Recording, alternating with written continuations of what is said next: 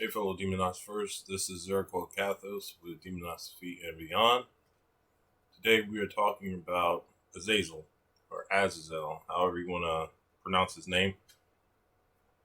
Azazel is labeled as one of the fallen Watcher Angels, who was a co-leader with Shemyaza. He taught warfare and the art of making weapons, and was later, according to lore, punished for it.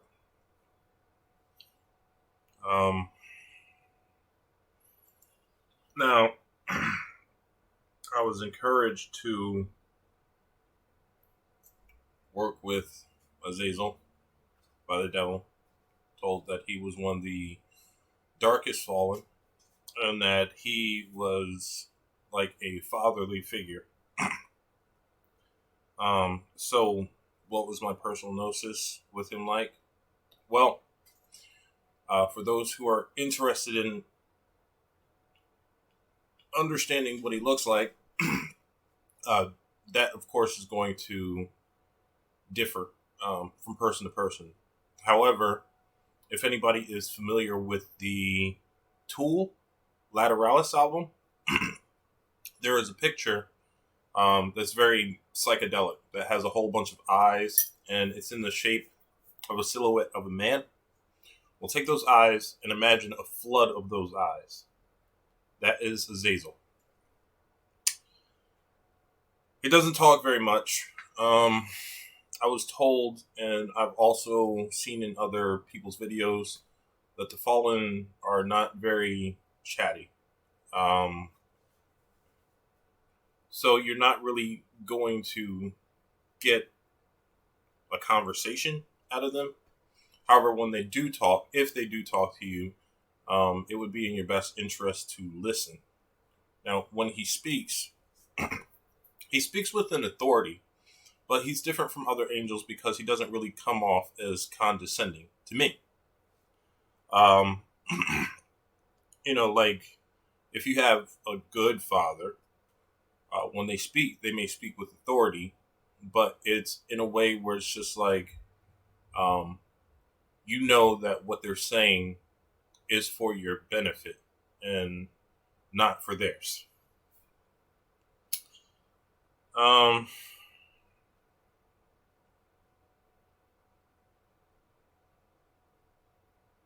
have used him previously before when I was studying the Fallen years ago. He can motivate you in many ways. Like when it comes to magic, he can help you with that. He can help motivate you in general, especially when it comes to living a warrior's life. When I was taking martial arts, I would invoke him, and then I'd be more focused during the martial arts classes. By invoking him, I am currently more interested in warriors' philosophy and the application of those philosophies within both regular and my spiritual life. So, he kind of gives you that attitude of, I must soldier on, soldier through something. So if you are stuck, if you feel stagnant, if you have a goal that you are trying to achieve, but you feel like you are unable to because you're not motivated, definitely invoke Azazel because he will light a fire underneath your ass. The problem that there may be with that is that you hyper focus on your goals. Okay, so you may not have a social life because you're here trying to hustle. And that's because of the energy that you are dealing with, where it's like, okay, if you ask Azazel for something, then he's going to hyper focus on that and help you hyper focus on getting your goal. And angels are like that. They're very OCD, from from my experience. When they come to do something, they do it. They're very good at it. They focus on it. It's kind of scary, and they don't deviate from that. So you really have to understand the nature of angels and understand how to work with them, um, so that you don't end up, hyper focusing on the wrong thing or being caught up in something that you do not want to be caught up in too deeply. Um, Also, when invoking him, when I would go into meditation, it was like I was split in half between darkness and light. So on my right side, this is with my eyes closed, and sometimes in a lit room, sometimes in a dark room. But there were a few times when I'd be meditating with my eyes closed, and my right half would be pure darkness, while the left half would be lit up. And I feel like Azazel is one of those entities that also encourages balance. With him being an angel, he is part light, supposedly because he's fallen, he's dark. Um, but um, at the same time, like if you do your studies, you find out that angels have a dualistic nature anyway. So, um, some tend to lean more towards the darkness than the light, and vice versa. And I feel that I can't really say that Azazel is more dark or more light because he's kind of neutral in my book and helpful. So I can't really speak on that. Um, but he has kind of inspired me to kind of not go away from the darkness, but kind of balance it out by, kind of focusing more on the application of light things. Um, if that makes any sense. Yeah. Um,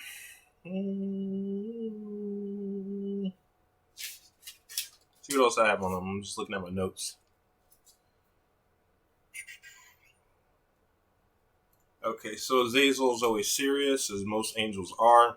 I don't know any angels who have a sense of humor, honestly. But in a way, even though he doesn't come off as friendly, he's still kind of welcoming. Like, invoking him has always been a pleasure. It's always brought me to a kind of ecstasy. As opposed to other angels, he is very easy to contact.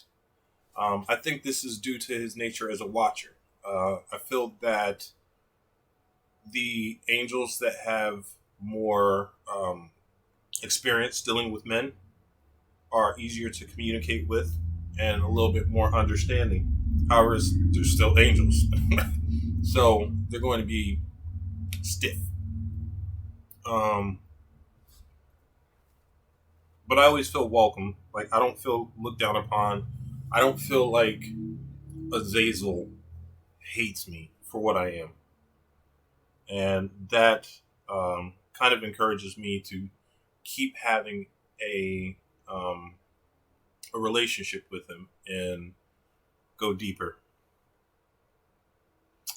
Even though Azazel is an angel that is identified as a spirit of warfare and making weapons, he doesn't come off as eager to kill.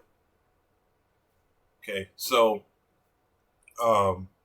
like with Samael. Samael, I mean, just seems like he's itching for a fight. And don't get me wrong, I respect Samael. I've worked with him. I'm cool with him for the most part. But like with Azazel, you would expect that he would always be ready for a fight, itching for a fight. But he doesn't come off as that way. He's just kind of, like if you're looking for advice, he will give you advice. Like he is kind of like in that dad position. However, if you invoke his energy a lot, you may be put in a position where you want to fight all the time. So you do have to analyze why you're invoking, and if you do have that urge to fight, what are you fighting for? Like, are you fighting to defend something? Are you fighting to conquer something? Or are you fighting just to fight? If you're fighting just to fight, then you're not balanced. So you need to constantly analyze why you're doing things and analyze yourself to make sure that you stay balanced. Um, and that's like one of the, I guess, mild pitfalls. It all depends upon our personality, because some people can get out of hand when it comes to um, fighting. So if you are naturally that way, I would say be very careful when invoking Azazel's energy.